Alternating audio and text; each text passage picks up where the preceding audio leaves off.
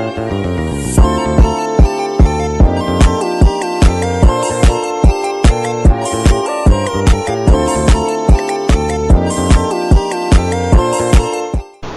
Assalamualaikum warahmatullahi wabarakatuh. Waalaikumsalam warahmatullahi wabarakatuh. Selamat siang teman-teman semuanya. Iya.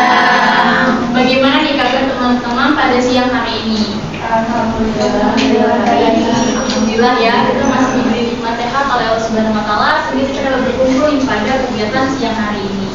Nah, sebelum ibu masuk, tadi teman-teman belajar pelajaran ibu dengan ibu siapa?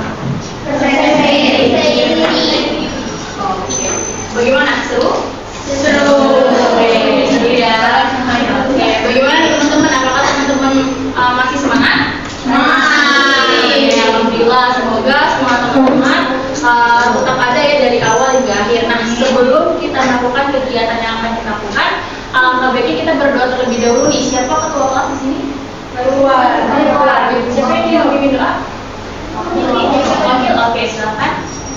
Sebelum memulai pelajaran ini, apa baiknya kita berdoa terlebih dahulu. Bismillahirrahmanirrahim. Allahumma akhrijna min zulumatil wahmi wa akrimna binuril fahmi wa ta'alaina bima'rifatil ilmi wa syahrilana abwaaba fadlika ya arhamar rahimin. Masih kepada yang sudah memimpin doa. Sebelum kita melakukan kegiatan yang akan kita lakukan pada siang hari ini, ibu ingin mengabsen terlebih dahulu ya. Adakah yang tidak hadir pada siang hari ini? Hadir semua ya. Alhamdulillah. Jika teman-teman semua hadir, alhamdulillah juga kita diberi nikmat sehat nih oleh Allah Subhanahu wa taala sehingga kita dapat hadir nih pada kegiatan siang hari ini. Nah, sebelumnya teman-teman udah ada yang tahu belum sih kita ini mau melakukan kegiatan apa sih? Belum ada yang tahu ya? Oke, jika belum ada yang mengetahui, Ibu izin menjelaskan terlebih dahulu ya. Kita ini mau melakukan kegiatan apa sih, Bu? Jadi, pada siang hari ini kita akan melakukan kegiatan bimbingan klasikal, teman-teman. Ada yang sudah pernah mengetahui apa itu bimbingan klasikal? Atau sudah pernah mengikuti nih kegiatan bimbingan klasikal? Belum. Oke, jika belum, Ibu akan menjelaskan terlebih dahulu ya, apa sih bimbingan klasikal itu? Jadi, bimbingan klasikal adalah salah satu layanan dari bimbingan dan konseling yang dilakukan oleh seorang guru BK di skala besar ya teman-teman. Contohnya seperti di kelas kita pada siang hari ini atau di Robola. Nah, tujuannya apa sih, Bu? Jadi tujuannya untuk memberikan informasi serta pemahaman baru terkait orientasi yang nantinya bertujuan untuk mengembangkan kemampuan yang dimiliki oleh teman-teman sesuai dengan materi yang sudah Ibu persiapkan. Apakah dapat dimengerti teman-teman? Oke, jika sudah mau dimengerti, bagaimana nih teman-teman? Apakah sudah siap untuk melakukan bimbingan klasikal siang hari ini? Siap. Oke, jika sudah siap, di sini Ibu sudah menyediakan materi layanan yang berjudul apa sih tantangan dan peluang karir di generasi Z. Nah, sebelum kita memulai materi, kita bermain game terlebih dahulu ya, agar teman-teman lebih bersemangat nih. Oke, jadi Ibu sudah menyiapkan games yang berjudul benar salah. Jadi, mari bermain sambil berpikir. Teman-teman, cara bermainnya cukup mudah. Teman-teman cukup menjawab pertanyaan yang ada di dalam game tersebut dengan mencocokkan jawaban yang ada di bawah. Apakah dapat dimengerti? Oke, pertanyaan pertama, apa yang bisa kamu pegang tanpa pernah menyentuh atau melihatnya? Ada yang tahu jawabannya? Jadi. Betul sekali, yakin jadi? Oke, berikut ya. Oke, bagus sekali. Selanjutnya, aku bisa berlari tapi tidak punya kaki. Aku bisa terjatuh tapi tidak terluka. Apakah? Yakin ya, Ain? Yakin. Oke. Moment of truth ya. Oke. Oke, selanjutnya. Aku bisa bicara tapi aku bukan manusia. Aku siapa? Oke,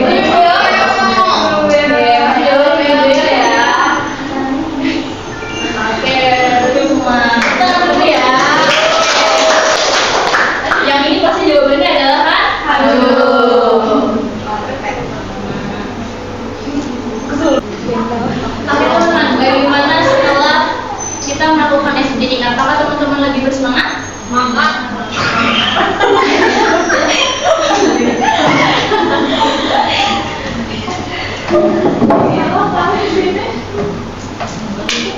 Sebelum itu, ibu ini bertanya nih dengan teman-teman semuanya. Apakah teman-teman sudah mengetahui teman-teman ini terlahir di generasi apa sih?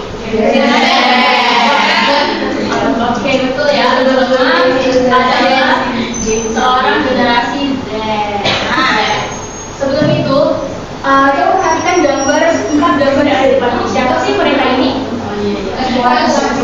Ada yang takut, betul. Ada yang takut, ada Nagita Slavina,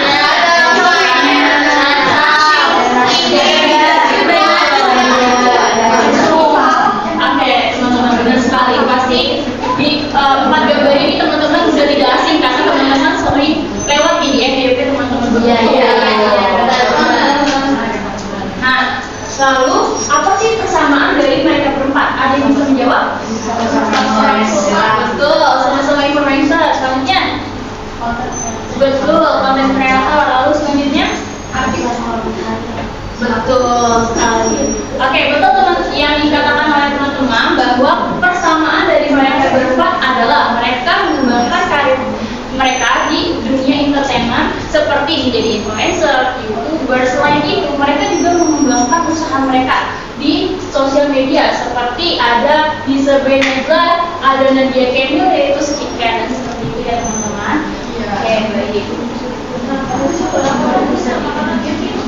Oke, selanjutnya tadi teman-teman mengatakan bahwa teman-teman ini terlahir di generasi Z. Ada yang bisa menjelaskan apa itu generasi Z? Coba.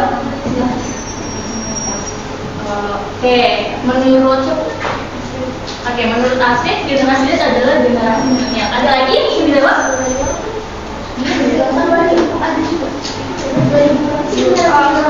Ada lagi yang dijawab? Oke.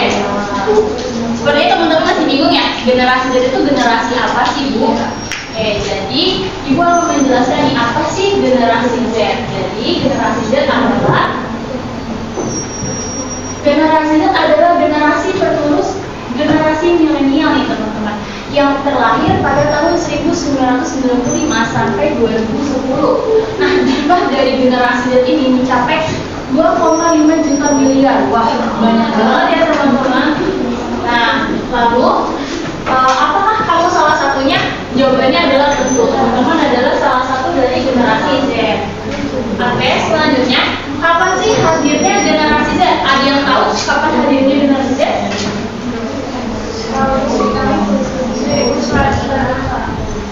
Boleh angkat tangannya? Oke, silakan. Sebutkan namanya terlebih dahulu ya.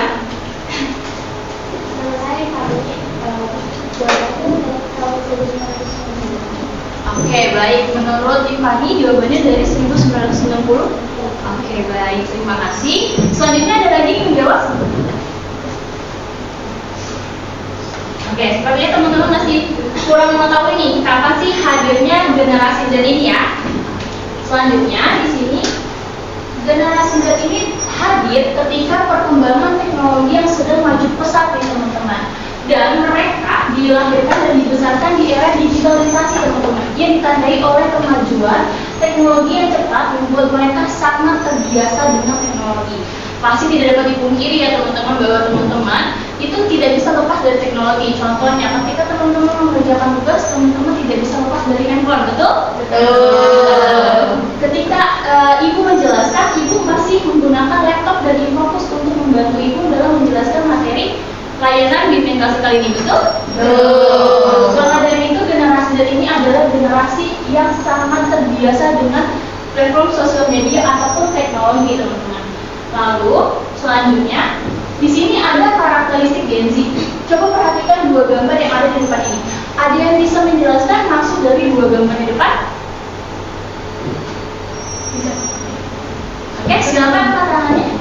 Lalu sebutkan namanya.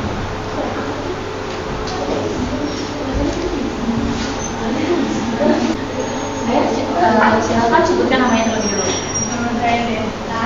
Kalau gambar pertama itu dia kayak apa sih misalnya kalau dia tuh ngeliat dari sosial media orang-orang yang cantik, tapi pas dia ngeliat sendiri tuh kayak dia insecure, jadi kamu kurang pede gitu. Kalau misalkan yang sebelahnya itu kayak anak yang kayak jenis gitu, dia percaya diri dengan dirinya sendiri.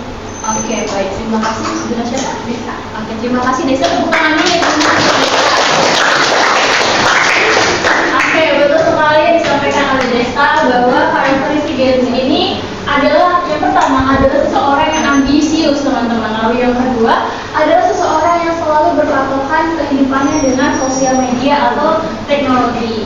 Oke, mari kita bahas lebih jauh nih tentang karakteristik Gen Z.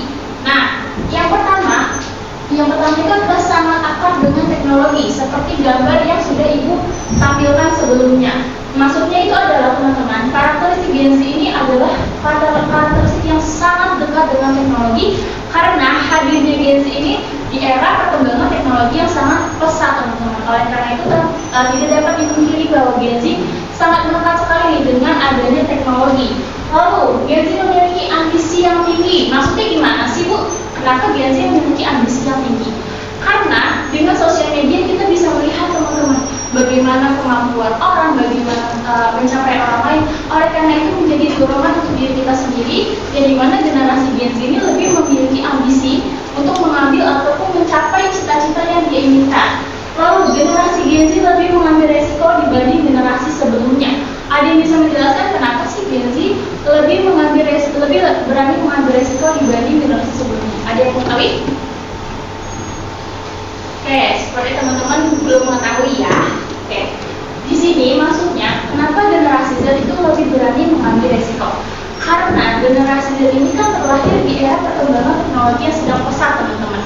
Yang dimana itu sangat mudah kita mencari informasi, sangat mudah kita mencari apa saja risiko-risiko yang kita dapatkan dibanding generasi sebelumnya, yaitu generasi milenial yang masih kurang nih perkembangan teknologinya. Oleh karena itu generasi Z lebih berani mengambil resiko, teman-teman, karena dia sudah mengetahui resiko apa saja yang ada ketika dia mengambil sesuatu yang dia inginkan. Lalu generasi Z ini cenderung kurang mandiri dan lebih memerlukan dukungan. Maksudnya gimana sih, Bu? Nah, maksudnya itu, teman-teman, generasi Z ini tidak bisa mandiri. Contohnya, ketika kita disuruh belajar atau kita menjawab soal, pasti teman-teman langsung buka apa? Handphone, buka Google. Nah, itu mencerminkan bahwa generasi Z ini kurang mandiri. Dan juga contohnya lagi, ketika teman-teman sedang mengerjakan ujian, pasti teman-teman memotret dulu ke sosial media untuk mendapatkan dukungan, betul? Oke, betul ya. Lalu yang terakhir, generasi Z memiliki dorongan terhubung secara sosial dengan media sosial. Kenapa sih? Karena generasi Z ini sangat akrab dengan teknologi. Oleh karena itu kemampuan komunikasi sosial itu lebih ke teknologi, teman-teman. Pasti kalau teman-teman misalkan lagi kumpul-kumpul pasti dipegang apa? Handphone. Betul sekali, handphone. Kita ajar dulu ya, teman-teman. Ya. Oke, setelah itu menjelaskan tentang karakteristik Gen Z, selanjutnya ada tahap perkembangan karir nih, teman-teman. Jadi ada 3 tahap perkembangan karir. Yang pertama adalah pertumbuhan pada usia 11 sampai 14 tahun. Gen Z ini mulai menyadari, teman-teman, bahwa pentingnya mempunyai ataupun menyadari kemampuan yang dimiliki. Lalu ada tahap eksplorasi sekitar usia 15 sampai 24 tahun. Mereka mulai mengaplikasikan pekerjaan yang sesuai dengan minat atau kemampuan yang dimiliki. Lalu pada tahap pemantapan pada usia 25 sampai 30 tahun, Gen Z ini mulai mempermanenkan bidang pekerjaan yang dipilih sesuai dengan kemampuan dan juga bakat yang dimilikinya, teman-teman. Nah, selanjutnya di sini ada macam-macam karir generasi Z, teman-teman. Ibu mendapatkan dari data ID Indonesia yang mengatakan jenis pekerjaan yang dimiliki oleh Gen Z pada tahun 2022 yang pertama itu masih tinggi, teman-teman, yaitu pendidikan sebesar 15,8%, lalu teknologi informasi sebesar 13%, lalu kesehatan sebesar 11,5%, lalu ada pertambangan sebesar 10%, lalu ada seni kreatif sebesar 7,5%, 7,1%. Lalu yang terakhir nih teman-teman, pertanian hanya sebesar 6%. Ada yang bisa menjelaskan kenapa sih pertanian itu lebih sedikit diminati oleh Gen Z? Ada yang bisa menjelaskan? Oke, bisa? Oke, seperti teman-teman masih kurang mengetahui ya, kenapa sih pekerjaan pertanian ini kurang diminati oleh Gen Z? Nah, karena pertanian itu adalah bidang pekerjaan yang jauh dengan teknologi, teman-teman. Jadi itu tidak berhubungan dengan teknologi. Oleh karena itu, generasi Z itu kurang diminati pekerjaan pertanian, teman-teman. Oke, selanjutnya di sini ada macam-macam karir generasi Z. Ada content creator, ada fotografer, ada desainer grafis. Ada yang bisa menjelaskan apa sih pekerjaan dari content creator? Ada yang bisa menjelaskan? Enggak, Ibu tunjuk ya. Oke, silakan dijelaskan. Sebutkan namanya. Sebutkan namanya.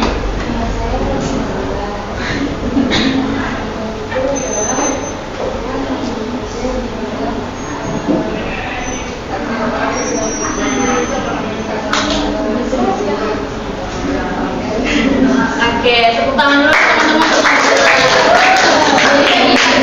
Dia mengatakan bahwa content creator itu adalah pekerjaan yang berbidang di sosial media ya, yang membuat video. Oke, selanjutnya, kan namanya?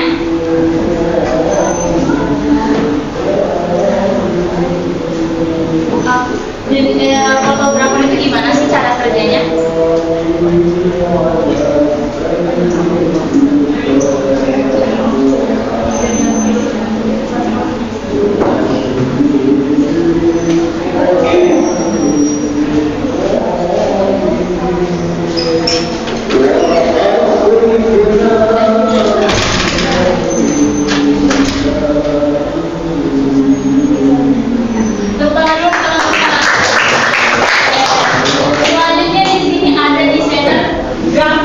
Itu adalah pekerjaan seperti membuat logo perusahaan atau membuat desain-desain grafis di sosial media, teman-teman. Siapa yang menjadi content creator? Ada yang ingin? Oke, baik, banyak sekali ya. Oke teman-teman. Selanjutnya di sini ada tantangan karir generasi Z nih teman-teman. Kalau tadi macam-macam karir, pastinya di karir itu ada tantangan nih teman-teman. Nah, apa sih Bu tantangan karir di generasi Z? Yang pertama, perubahan cepat dalam teknologi. Maksudnya gimana sih? Maksudnya kalau kita nggak mulai dengan teknologi pada zaman sekarang, kita akan ketinggalan informasi terkait teknologi tersebut. Nah, pada zaman sekarang, karir itu sangat bererat dengan teknologi. Jadi, kalau misalkan teman-teman nggak mulai dengan teknologi, maka teman-teman akan lebih sulit nih untuk menghadapi tantangan karir di generasi Z.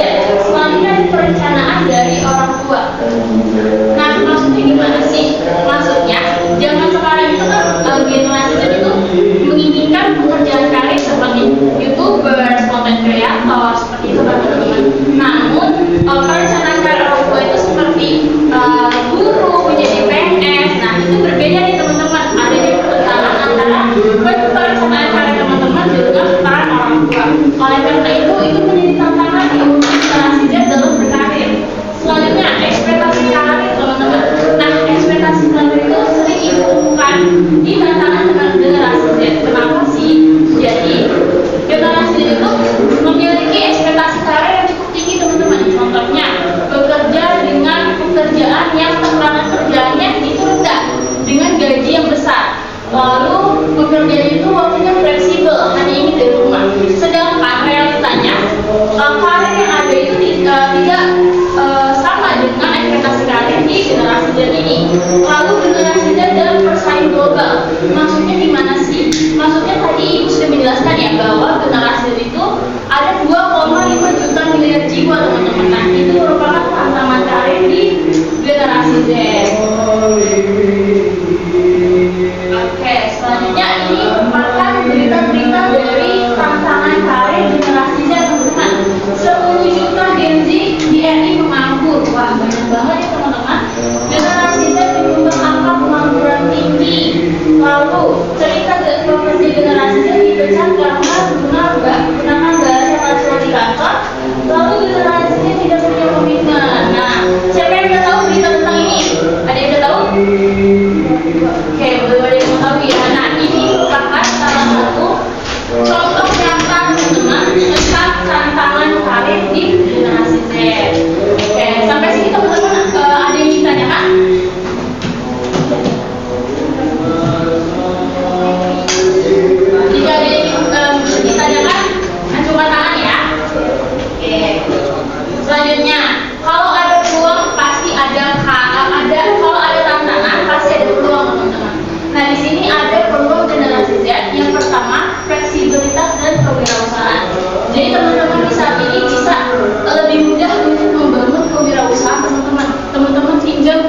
membuat video untuk mempromosikan di sosial media, lalu teman-teman bisa menjual di e-commerce seperti TikTok, Tokopedia, Shopee, dan sebagainya. Lalu ada teknologi dan digital marketing. Nah, teknologi ini teman-teman cukup menguasai ilmu-ilmu teknologi, teman-teman bisa mengembangkan karir teman-teman di teknologi. Lalu pekerjaan berbasis keterampilan teman-teman. Nah, generasi Z ini adalah generasi yang sangat terampil. Oleh karena itu, teman-teman bisa nih untuk mengembangkan keterampilan yang teman-teman miliki untuk peluang karir generasi Z. Lalu ada konsultasi keterampilan internasional, maksudnya teman-teman sudah bisa banyak nih teman-teman untuk mengkonsultasikan karir ataupun keterampilan yang dimiliki oleh teman-teman. Lalu yang terakhir, kesadaran lingkungan dan kesadaran sosial. Maksudnya hanya dengan teman-teman lebih peka dengan lingkungan sosial, teman-teman dapat berkembang dan mengembangkan karir teman-teman secara mudah. Contohnya teman-teman lebih peka dengan tren terkini. Teman-teman bisa menjual seperti yang lagi tren itu skincare. Nah, teman-teman bisa mengikuti itu. Teman-teman bisa mengembangkan karir teman-teman melalui skincare. Nah, seperti itu teman-teman. Oke. Di sini Ibu sudah menampilkan video. Silakan teman-teman simak. Lalu dari video ini teman-teman akan berdiskusi dengan teman-teman kelompok yang sesuai dengan gaya belajar yang teman-teman miliki. Nah, kan tadi sebelum pertemuan kemarin, Ibu sudah memberikan link untuk tes gaya belajar ya. Oke, karena itu mohon disimak ya teman-teman. Sebenarnya udah lama pengen bikin ini. Kenapa gue merasa generasi ini salah satu generasi yang menurut gue problematik dari segi kerjaan, loyalitas, mental health, burnout, butuh healing, mencari drama, dan banyak lagi. Dan ironisnya, yang kalian butuh perspektif kenapa? Ini bukan salah Gen Z. Gue mau mulai dari satu pepatah ini. Hard times create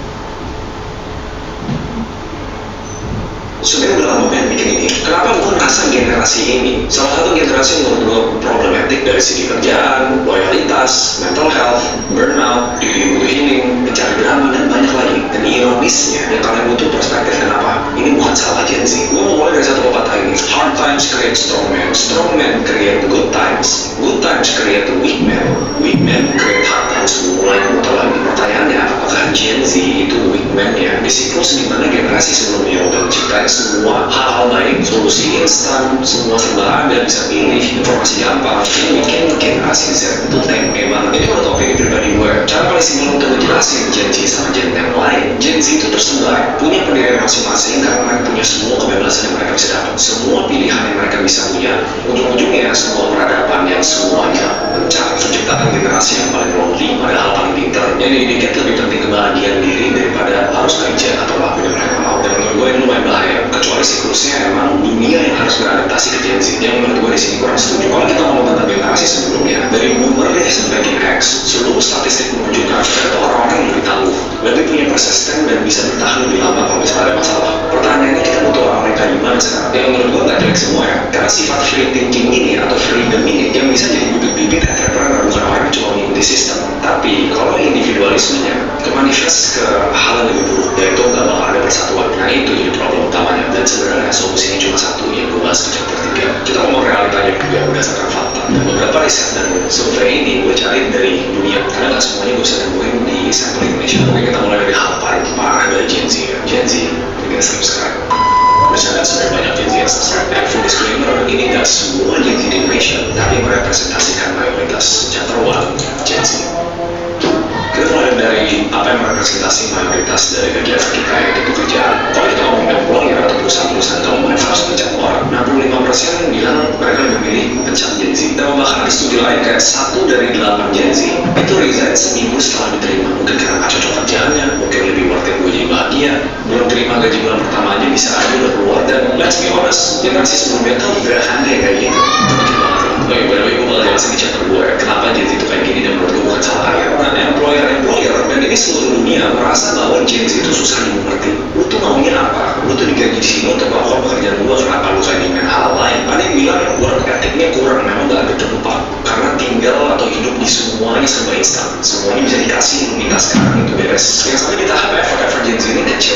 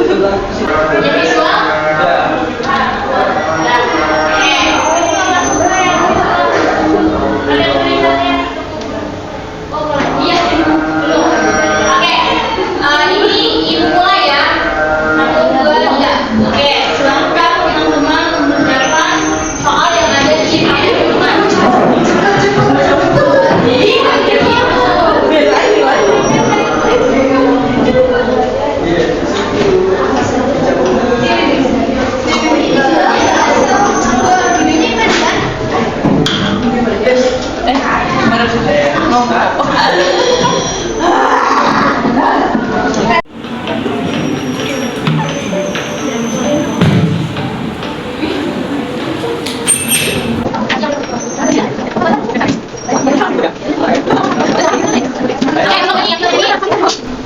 tinggal yang dinasihatin nih.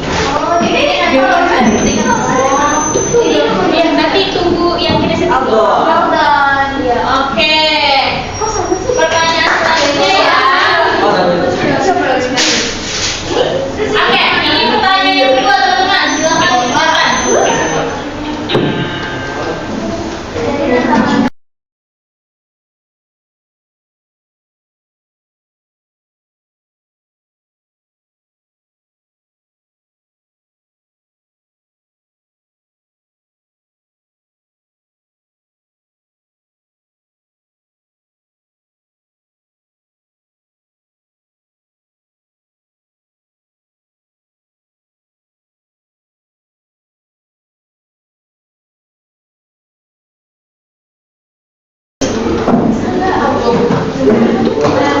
Oke, tidak jadi muda.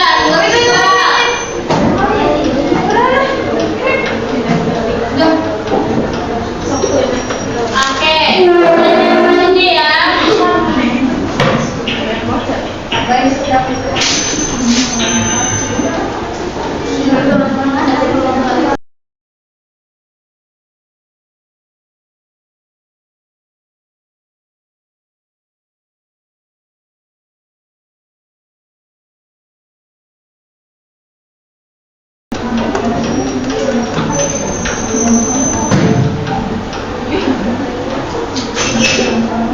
Oke, tinggal yang di slow nih.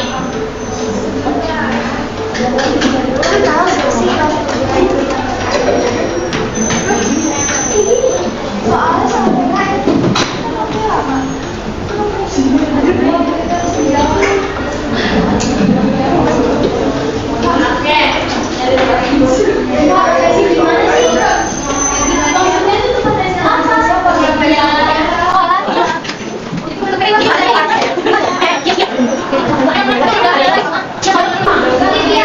Yang kelompok ketua visual silakan maju ke depan. Ketua kinestetik silakan maju ke depan.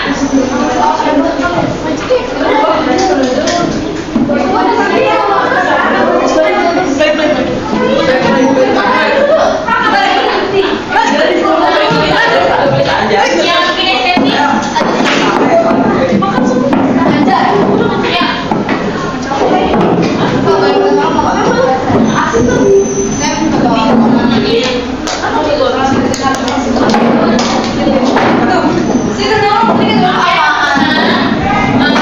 perhatiannya ya, untuk ketua kelompok visual silakan ya dibaca jawabannya.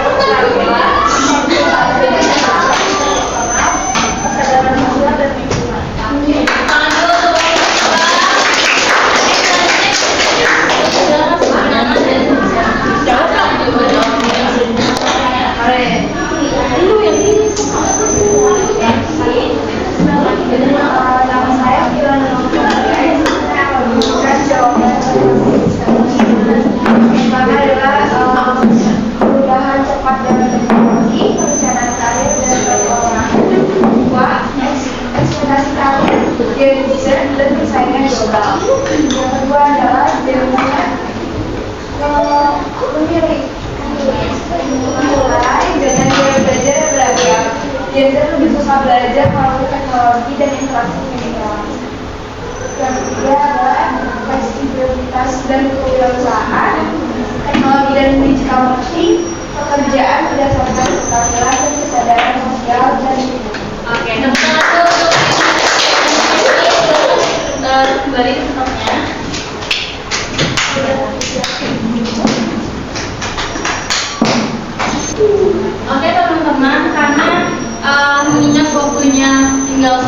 teman-teman. Oleh karena itu, tepuk tangan dulu untuk teman-teman. Oke, selanjutnya Ibu minta teman-teman satu kesimpulan saja dalam kegiatan bimbingan prasikap pada siang ini.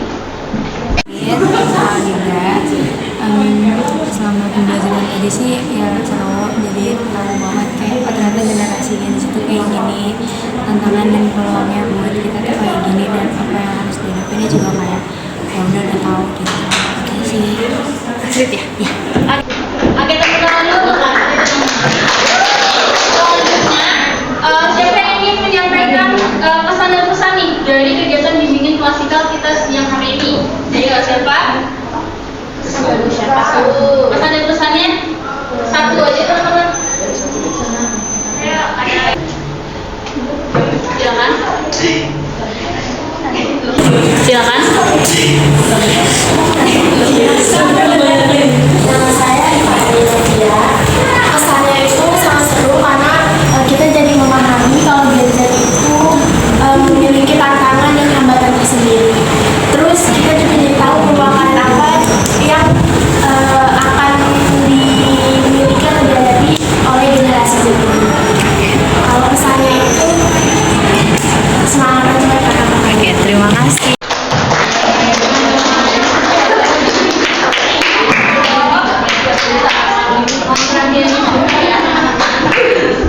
Oke teman-teman, karena tadi sudah ada kesimpulan, sudah ada pesan dan pesan oleh teman-teman. Di sini Ibu izin untuk mengirimkan link evaluasi yang sudah dikirim oleh salah satu teman kelas kalian ya.